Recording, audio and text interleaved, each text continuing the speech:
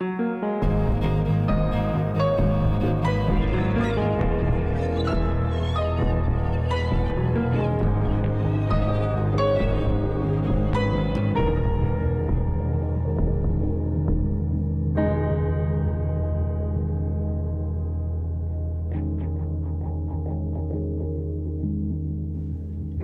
my name is Helen Darby. I'm currently a master's student in the Department of English at Manchester Metropolitan University.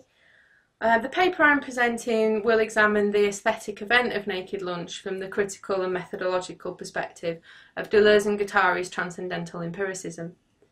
I will demonstrate how Burroughs' original text can be used to evoke Deleuzian concepts and contrast this with existing analyses of Cronenberg's film that view the latter as relatively closed in its narrative and thus less politically radical than the novel. In counterpoint to this interpretation, I will offer my own application of Deleuzian methodology to illuminate instead how the machinic assemblage formed by text, film, participant in Naked Lunch is in fact radically effective and creatively empowering. In order to examine both the novel and film from a Deleuzian-Guattarian perspective, it will first be necessary to offer further unpacking of some key terms in their philosophy and of the terminology that I intend to use for my own application of their methodology. The main concepts in Deleuze and Guattari that I intend to focus on are the machinic assemblage and the body without organs. These terms will then be used to show how Naked Lunch functions as Deleuzian event, emerging as virtuality that becomes consistent. Methodologically, this paper is a particular application of Deleuze to the analysis of film. I have chosen not to refer to the specific taxonomy of the cinema books, but rather to take the political critical aspects of Deleuze's work with Felix Guattari and apply this to those machinic assemblages where a participant consciousness partakes of the body without organs of literary and filmic encounter. Deleuze describes the embodied mind as transcendental empiricism in action. In cinema, the brain is the screen. Art is embodied thought. This is expression in the particular Deleuzian sense. All experience is through effect and concept in combination as we partake of virtuality becoming actuality. Art is an experience, not an allegory. Accordingly, to reflect Deleuzian analysis of the brain as screen, and the examination here of the text filmic encounter as a body without organs, I will be using the word participant to stand throughout the paper in place of the more usual appellations of reader or viewer. Deleuze and Guattari state that all relationships are machinic, in that they involve combinations of assemblages that we can view as singular, but that must always exist as plugged in and connected to other machinic singularities. The definition of the individual machine is always contextual and contingent, as the fields of relationship are multiplicitous. In this way, the whole is unified but not homogeneous, and this is the definition of multiplicity. To quote, "Every machine is a machine of a machine, and machines are a system of interruptions to the flows of the universal network." Deleuze and Guattari reference Samuel Butler in saying, "Does anyone say that the red clover has no reproductive system because the bumblebee must aid and abet it before it can reproduce?"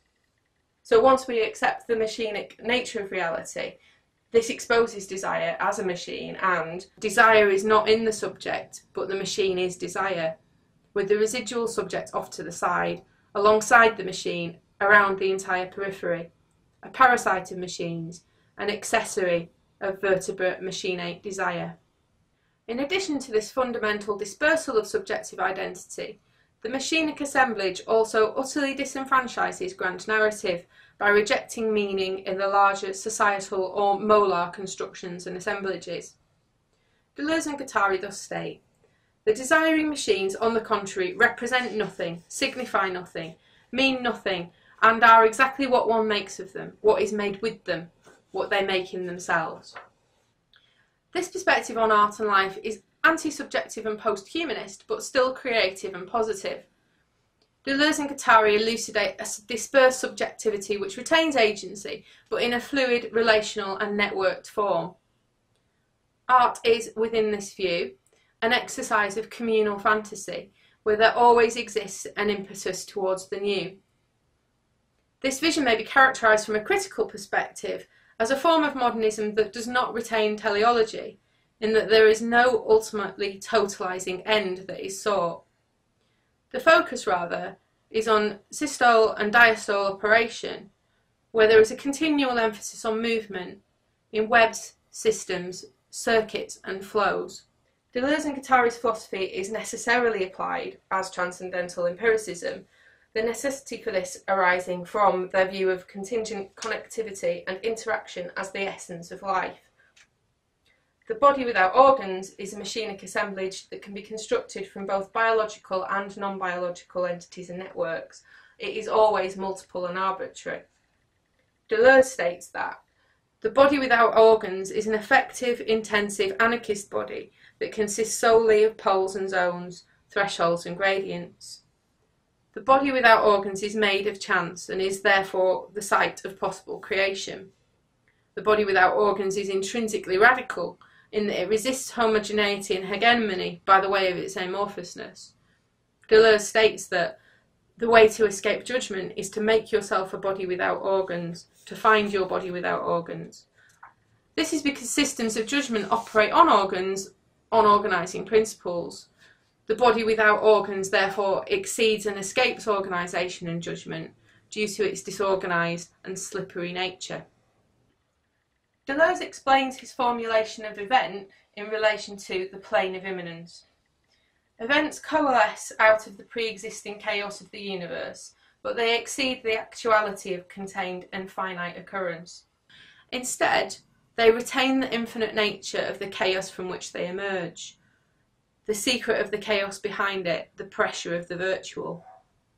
It is the immanent happening of virtuality achieving consistency which constitutes the plane of immanence itself. Conceptualization and creativity exist on the plane of immanence, and philosophy and art are all virtual but real events. This means that art, and any encounter we may have with art, must entail infinite possibility and variation. Events in the world are always located in the particular. They are not read as textual parables or metaphors, but instances of immanent action. Art explodes, expresses, and is an event at the site of each occurrence. All involvement with art is a new act of creation. Participation in art in this way is always non-judgmental, as we are not seeking a reading or a solution, but rather to partake in a simultaneous creative process as an affected and perceptive factor. There are several ways to approach William Burroughs' Naked Lunch as Deleuzian event. According to Deleuze, writing allows visions and auditions to come into being. The meaning of language is always outside language, in that which language makes possible. The machinic relations or assemblages of world events. Writing and all art is vibrational, viral and infective. It is not concerned with signification or representation, but rather the expression of effects. Naked Lunch works to subvert language and also employs techniques of horror and revulsion to provoke bodily effects. Alan Hibbard describes how Burroughs seeks to undermine the status quo, referred to in Naked Lunch and in other works by Burroughs as control, through the deconstruction of the virus that is language. The writer is a secret agent operating within textuality in an attempt to curb or eliminate the harmful effects of the dominant, most prevalent and pernicious forms of the virulent word. Hibbard directly relates Burroughs' techniques to the Deleuzian principle of rhizomatics, whereby thought systems are constructed as simultaneous multiplicities rather than linear structures. Working post-structurally in this way, Burroughs celebrates heterogeneity and intentionally creates points of rupture, ways of breaking away from old calcified patterns. Structurally, Naked Lunch consists of fragments, routines that are spun as fabulous, grotesque entertainments and warnings. Burroughs changes the narrative point of view at will, frequently in the middle of a given passage and often with the interjection of a documentary form authorial voice that comments on and undermines the narrative action and proselytises against control. Burroughs also uses various slang terms, from queer polari to the argot of con men and the criminal underclass. Ever notice how many expressions carry over from queers to con men? Like raise, letting someone know that you're in the same line. This is Burroughs working with language in its viral form. In extension of this, Burroughs goes further to form his own political terminology from the language of heroin addiction and confidence tricks. Hustlers of the world, there is one mark you cannot beat, the mark inside. Addiction to junk for the addict is allied to addiction to control for all those rubes and suckers who are living through the long con of late capitalism. As well as transforming and deconstructing language and structure within the text, Naked Lunch contains multiple references to bodily transmogrification, translucent things, erectile protuberances, suppurating sores. Bradley the buyer, a narcotics agent who has spent a little too long undercover, starts to assimilate the bodies of junkies and other agents. Like a vampire bat, he gives off a narcotic effluvium, a dank green mist that anaesthetises his victims and renders them helpless in his enveloping presence. Throughout Naked Lunch, Burroughs revels in such haptically repellent descriptions of ectoplasm and protoplasm that gropes, feels, and even absorbs. This is graphically illustrated in one of the most famous of the Naked Lunch routines, the talking asshole. Here Burroughs describes a rectum that has learnt to speak, in a voice that is a bubbly, thick, stagnant sound, a sound you could smell. The owner of the asshole is at first delighted and then chagrined at this development, and soon seeks to curb the sphincter's verbosity with violence and wax candles. In retaliation, the asshole instigates a further bodily rebellion, and eventually the man's own mouth seals over and his brain dies. Burroughs refers to this parasitic takeover as the basic American rottenness that constitutes bureaucratic democracy, and posits instead a cooperative stateless future of infinite potentials and differentiation and independent spontaneous action. The amorphous bodies that Burroughs creates are fluctuating, transformative hybrids that breach borders and interpenetrate. Similarly, Deleuze highlights the importance of the anomalous in producing the space for creative thought to stretch into, and states that the anomalous is always at the frontier, on the border of a band or a multiplicity. It is part of the latter, but it is already making it pass into another multiplicity. It makes it become, it traces a line between. Burroughs does not portray his transmogrifications in a positive light, but our experience of these creatures has an effective force that opens up new avenues of thinking or lines of flight. David Cronenberg may also be looked upon as a wrangler of anomalous beasts. Anna Powell states that Cronenberg, as a director of body horror films, is not exactly celebratory of these transformations. However, as with Burroughs, we can still take a Deleuzian approach to Cronenberg and argue that their effective extremity plunges the viewer into an intensive maelstrom that cracks molar frames. Cronenberg's 1991 film adaptation of Naked Lunch is a stylised, oniric fantasy, which William Beard describes as a poetic reduction of quasi-history into a delirious and dreamlike allegory. It is not an attempt to directly realise the original text in a visual medium, and instead draws on imagery and textual details from several of Burroughs' works, as well as biographical details of his life and the specific circumstances under which the novel was constructed. The motif of the exterminator is taken from Burroughs' text of the same name and is a distillation of real facts of his life. Characters are stand-ins for the real-life figures of Jack Kerouac, Allen Ginsberg, and Jane and Paul Bowles. The routines of Naked Lunch, including the talking asshole skit, are placed as monologues within the film and are spoken by the character of Bill Lee. Bill Lee being Burroughs' sometime nom de plume and appears as one of the names of the multiple narrators within the novel, and Cronenberg continues this play by using it for his more firmly delineated protagonist within the film.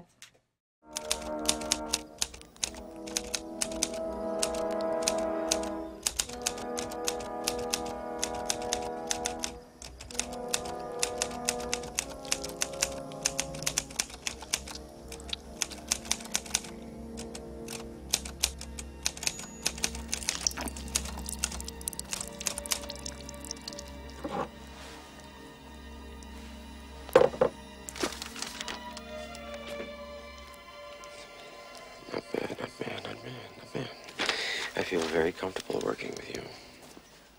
I like that sense of camaraderie in an agent. You must be progressing. My predecessor felt you had an ambivalent relationship with him. You mean Clark Nova? Yes. How is he? He is still in the hands of our enemies. Such are the hazards of our trade. A hazardous trade, yes. Your report on the subversive activities of Joan Frost was a model of its type. If you continue to develop your skills as an operative, I think a top position with the CIA is not out of reach. The CIA? You really think so? You have the demeanor. That's something you can't buy. CIA. CIA. Now that's a career you can really sink your teeth into. It has resonance.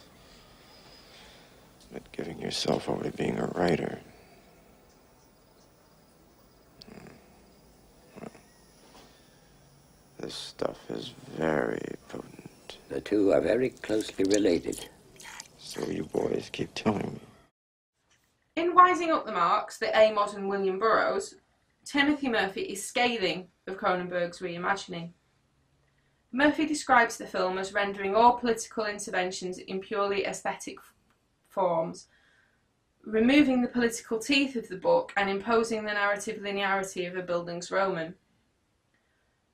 Murphy criticises Cronenberg for introducing romantic themes, such as the setting of Joan as muse to Lee's artist, but also accuses Cronenberg of postmodernising the text by focusing concerns on aesthetic surface. Murphy bases his discussion of Cronenberg's version in his formulation of amodernism. For Murphy, amodernism is defined as akin to modernism, but without recourse to mythology that would usually characterise that critical stance. And Murphy identifies Burroughs as a prime example of an amodern writer. Murphy finds his influence for the theory of amodernism in the work of Deleuze and Guattari, calling on their concept of the paranoid versus the schizo. Deleuze and Guattari define the schizo individual as one who accepts and lives in and through the machinic assemblage of the world, without assigning meaning to signifiers, but allowing immanent signs to operate via effects and actions. The schizophrenic, on the other hand, is the medicalised victim of psychoanalytic fanaticism and capitalism's necessary insistence on neurotic paranoia. Deleuze and Guattari state, these oscillations of the unconscious, these underground passages from one type of libidinal investment to the other, often the coexistence of the two, form one of the major objects of schizoanalysis. Schizoanalysis welcomes the decoding power of the schizo to increase potentiality, creativity and lines of flight.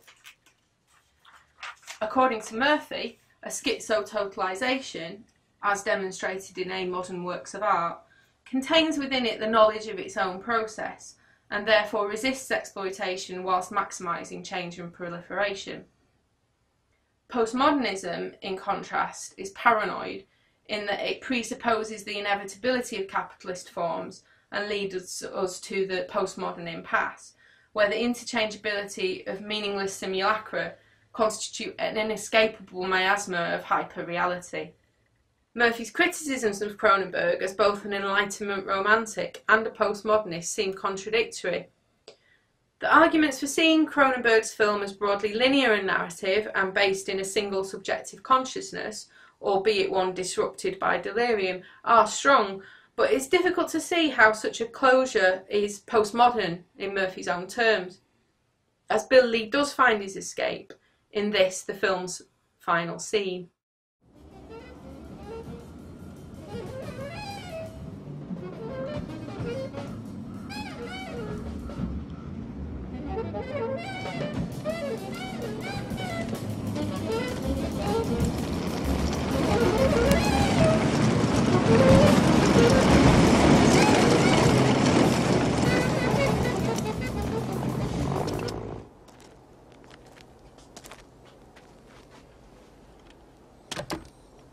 Papers, please. What is the purpose of your visit, and what is your profession? I write reports. I'm a writer, and I tend to write reports on life on Annexia for the citizens of the USA. Do you have any proof of what you say? How do we know you are really a writer? Well, I have a writing device. That's not good enough. Show us. Show you. Write something.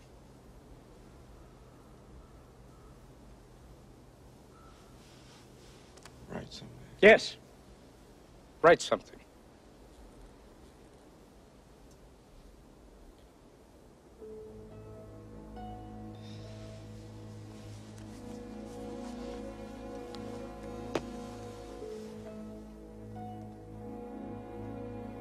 Joan. Joan.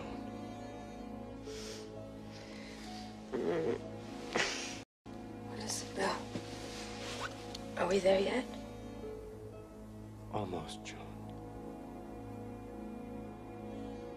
But I guess it's about time for our William Tell routine. Sure, Bill.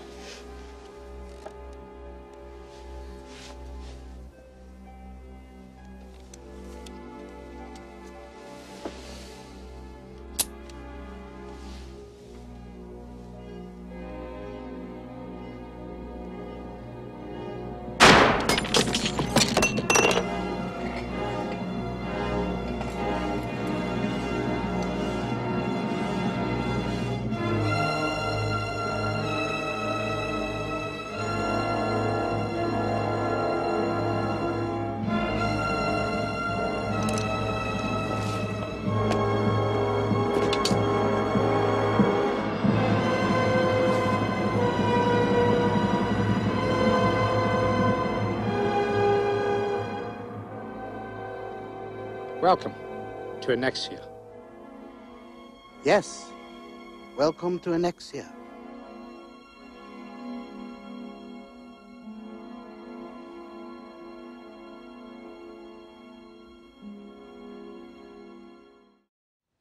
In a much more favourable analysis than that of Murphy, William Beard places Cronenberg as a modernist, if not an optimistic one. Cronenberg's preoccupations with body horror, despair and suicide are seen by Beard as indicative of a view of modern life as frighteningly hollow. Cronenberg's heterosadist monster males are caught in struggles against subjective annihilation, the majority of which they lose. For examples of Cronenberg's characters who don't make it out, see Videodrome, The Fly, Dead Ringers. Beard states, Cronenberg cannot believe in universal subjectivity, but he really wishes he could. Cronenberg's protagonists rarely escape the postmodern impasse then, but in Naked Lunch, Bill Lee gets further than most. In rescripting Bill Lee, with elements of William Burroughs' own life story, Cronenberg shapes an escape trajectory out of the act of writing, which is the act of producing art. Deleuze views the impetus of creative art as being towards becoming imperceptible. In writing that entails becoming, and which is not wedded to established order words, the writer takes up a minoritarian voice. She speaks with, but not for, those who do not speak. Animals, girls, women, minority races. In the interchange and contact between the writer and the minority that is written, deterritorialization takes place. To deterritorialize is to break down the whole structure of dominance, what Burroughs terms control, and with it our subjective place in that structure, the white wall, black hole system. Deleuze describes this further as a white face of dominant signifiers containing the black eyes of subjectivity. The writer who writes becomings, who wraps herself into the kite tails of minoritarian flight, loses her face and disappears into the weft of mutual fluctuating creation. In this way, the writer becomes imperceptible, and as participants in the event of such art, we too become imperceptible. Through a Deleuzian analysis, we can see a specific morality in Burroughs' text, where the horror of what is on the end of the fork acts as an ethical impetus towards societal change. The relative narrative closure of Cronenberg's film has less effective power and its morality is personal rather than political. However, considered as event, Cronenberg's reinterpretation of Burroughs' life and work is true to his spirit at a metatextual level, partaking as it does in fluidity and subjective dispersal. Through drug use, homosexuality and murder, the character of Bill Lee, who is the avatar of both Cronenberg's perception of Burroughs and of Cronenberg himself, performs minoritarian acts which allow him to become imperceptible and reach the province of anexia, where he finally becomes a writer. As their avatar becomes imperceptible, so Burroughs and Cronenberg become imperceptible within the metatextual plane. And through our experience of this multiplicity of becoming imperceptible, we as participants partake of imperceptibility. The complexity of the lines of flight opened by this conjunction, as an event emerging from the Chaosmos, expresses the explosive creativity of immanent being in the world.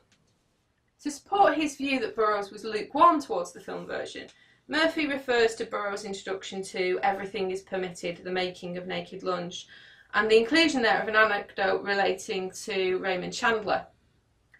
In the anecdote, Burroughs says that Chandler is asked, "How do you feel about what Hollywood has done to your novels?" And he reportedly answered, "My novels? Why, Hollywood hasn't done anything to them. They're still right there on the shelf."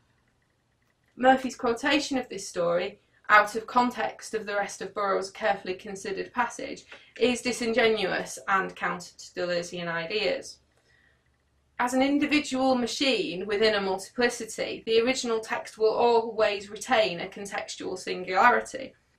However, as a desiring machine that is perpetually linked onwards to other machines, the text is always also permeable and open to penetration and linkage. Cronenberg's apparent homophobia in the heterosexualizing of the original text can be reinterpreted as a creative act of Deleuzian textual buggery. And I'm thinking here of the introduction to Negotiations, where Deleuze says, "I saw myself as taking an author from behind and giving him a child that would be his own offspring, yet monstrous." Burroughs is the perfect candidate to be taken from behind in this way, given his own propensity towards metatextual and collaborative practices in his work. Alan Hibbard points out that Burroughs himself used the bricoleur technique of taking sections of his own and other people's work and moving them into new texts, and that he often worked closely with colleagues such as Brian Gysin, such that their work together formed a third mind. Rather than the Chandler anecdote, then, to consider the film of Naked Lunch as Deleuzian Event, we can meditate on this image, also taken from the making of book. The photograph shown was taken on set and shows Burroughs, Cronenberg and Peter Weller as Bill Lee. Their not quite matching fedoras place them all in character. Our encounter with the photograph as participants in its event, as with the film, brings the nature of subjectivity into question. The examination of such encounters, and an understanding of them as machinic assemblages, illustrates film as philosophy, in that it opens up new ways of living within a universe which is conceptualised as ontologically immanent. The example of Naked Lunch is supremely illuminating in this respect, Burroughs and Cronenberg specialising as they do in structural and narrative fracturing and dissonance. Added to this, we have the extra fold of biographical elements and influences, so that the participant encounters an unavoidable leakage from the experience of the body without organs of the book, film, story, life, into text, into their real life. The interaction between the different elements is an event of coalescence, of which the encountering consciousness is an essential part. That every consciousness encountering is different, and that each assemblage will have a multiplicity of contingent contextual factors, entails that the lines of flight will be different and unpredictable each time the pages turn or the screen lights up.